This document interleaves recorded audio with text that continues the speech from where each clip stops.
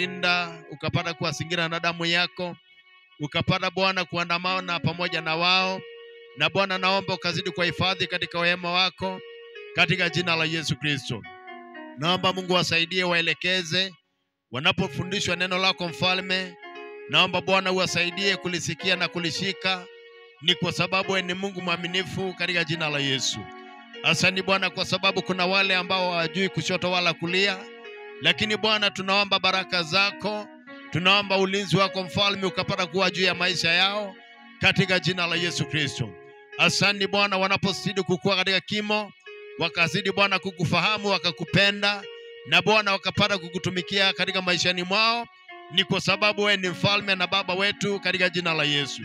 Asante pia kwa sababu ya wazazi wao wanaposhughulika kwa sababu ya watoto hawa.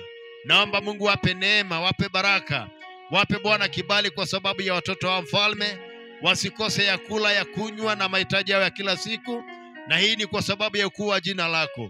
Twakubariki Bwana, twakuinua ni kwa sababu wewe ni mwaminifu. Wanapozidi kuwa pamoja nasi mfalme, naomba Mungu baraka zako zikapata kuwa juu ya maisha yao. Naomba ulinzi wako mfalme ukazidi kuwa pamoja na wao katika jina la Yesu. Waepushe na hila zote za mwovu shetani, hata yale yote shetani ameandaa mbele yao twasipangua kwa damu ya Yesu. Maana shetani hauna uwezo wala mamlaka na hauna nafasi katika watoto hawa katika jina la Yesu Kristo.